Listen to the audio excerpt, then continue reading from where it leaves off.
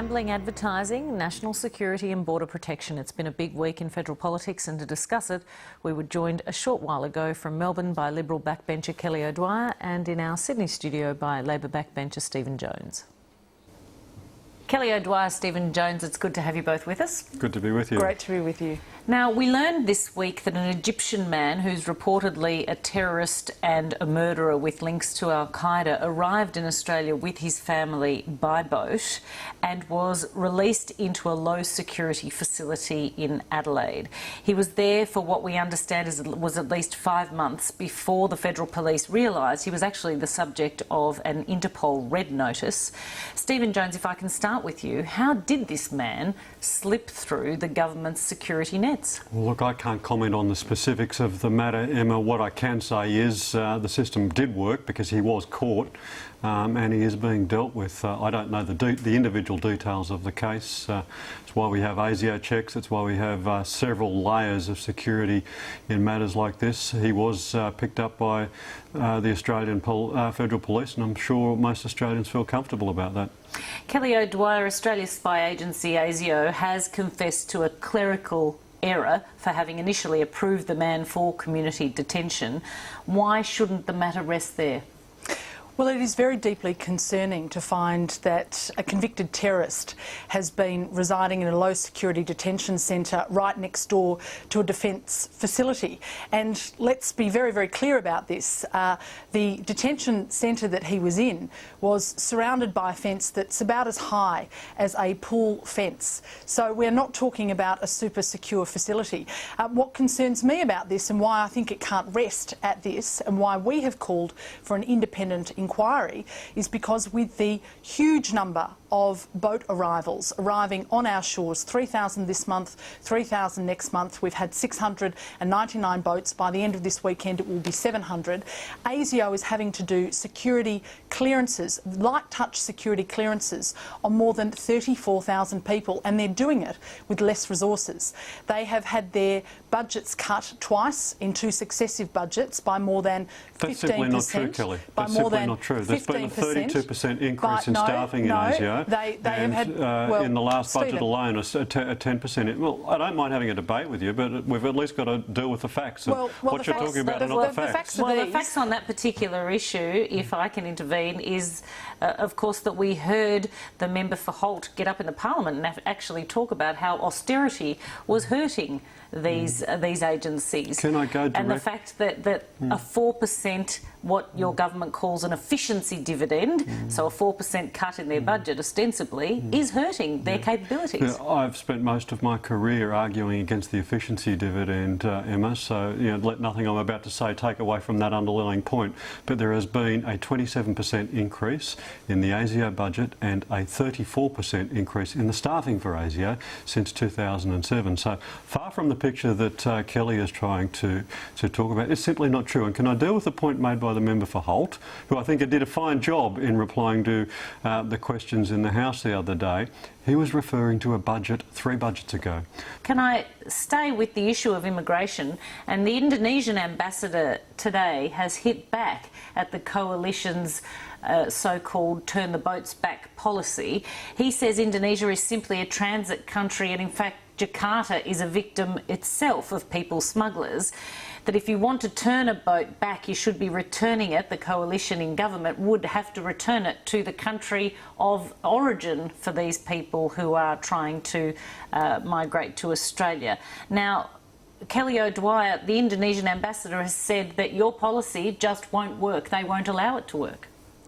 Well, I'm not quite sure that is exactly what he said, Emma. That's exactly what he said. Well, I understand he made a broader comment regarding turning boats around. And what I would say to that is this. We had policies in place before it was dismantled by the current government to ensure that we did not provide a pull factor to people to come to Australia. Can you answer the question directly about turning the boats back and about the Indonesian ambassador's comment? Well, that was part. I was just coming to that, Emma. I mean, there were 3 prongs to that approach: offshore processing, temporary protection visas, but I'm and turning boats specifically asking you to turn your attention back to the turn the boats issue. That's right, and that's the 3rd element of our very successful strategy to actually deal with this very difficult issue, and it will be part of our strategy to deal deal with it going forward.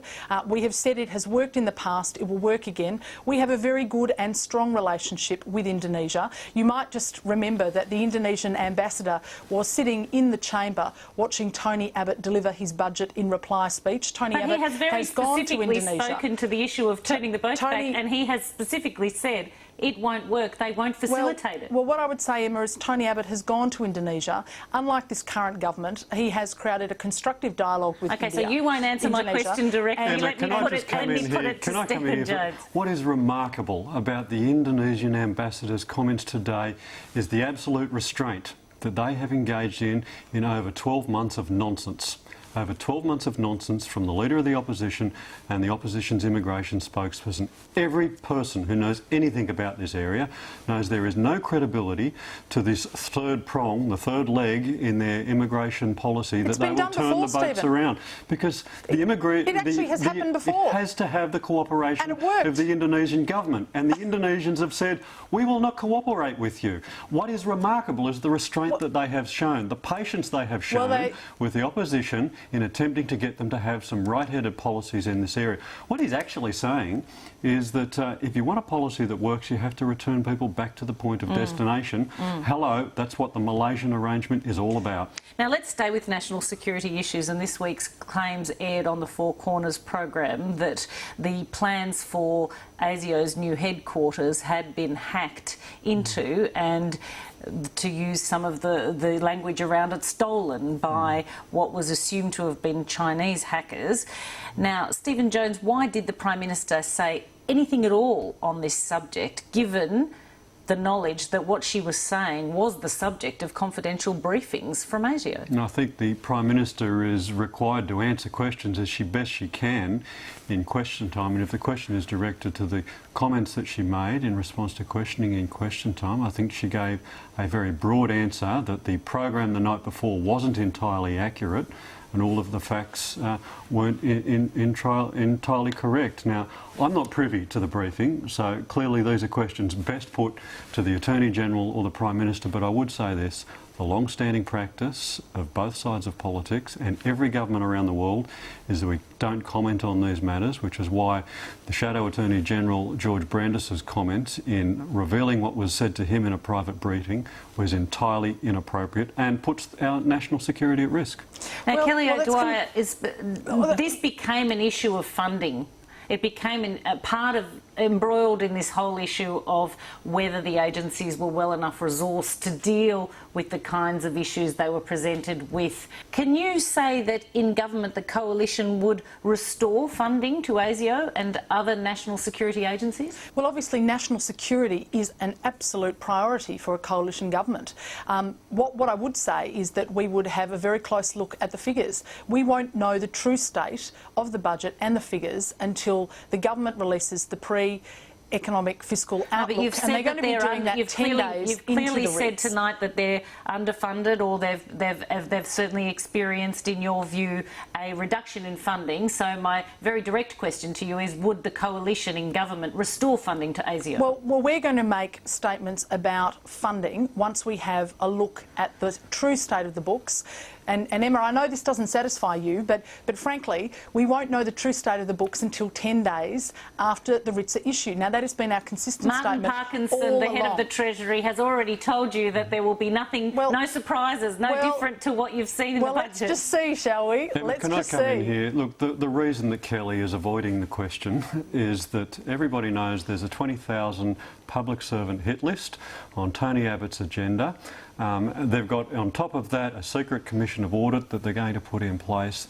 The fact is, ASIO funding has increased.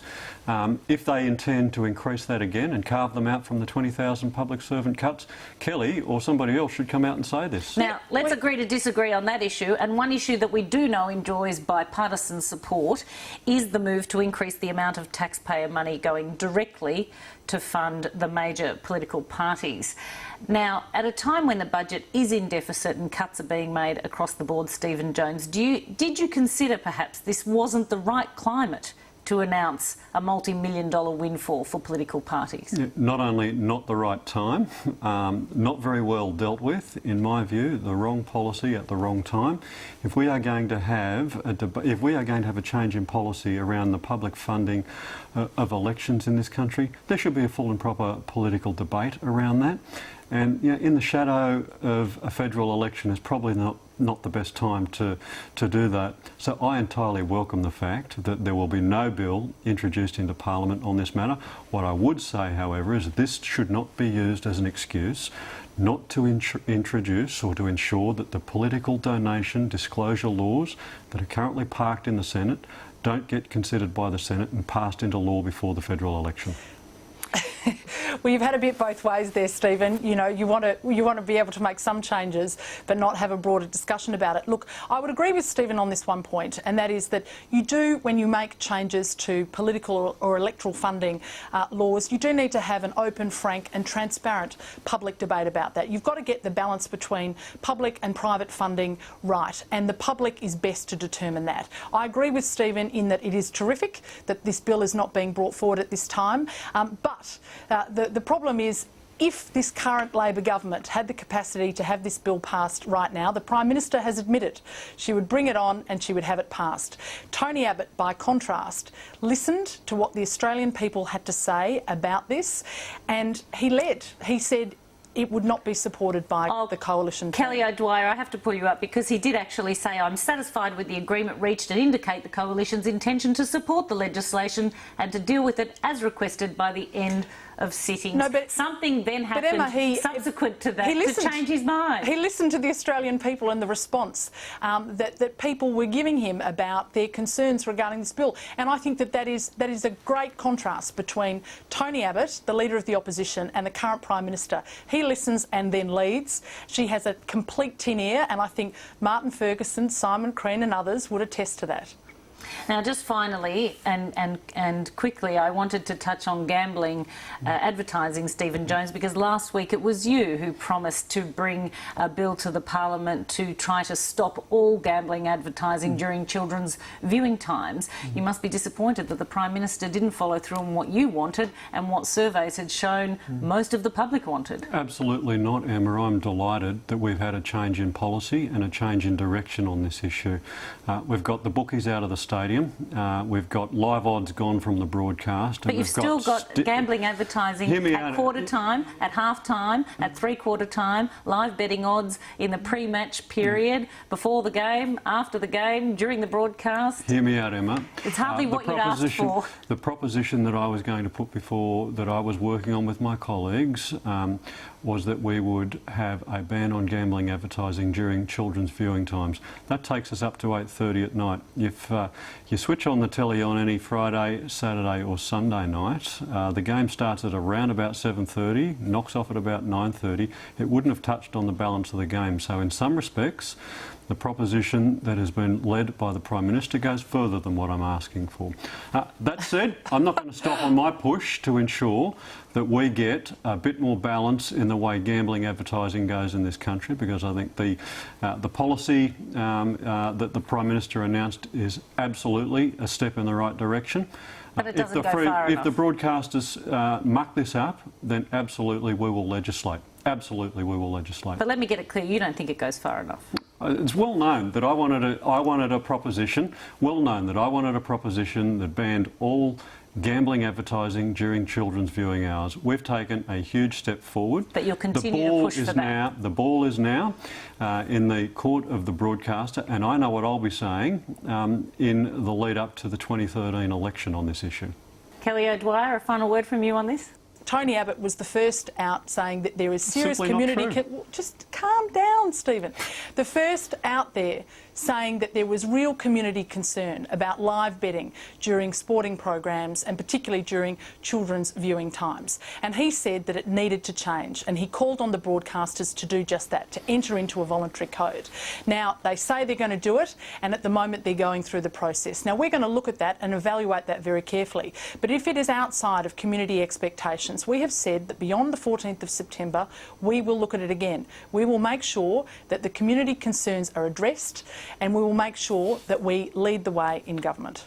We'll have to leave it there on that note. Thank you both so much for coming in for us. Good to be with you. Great to be with you.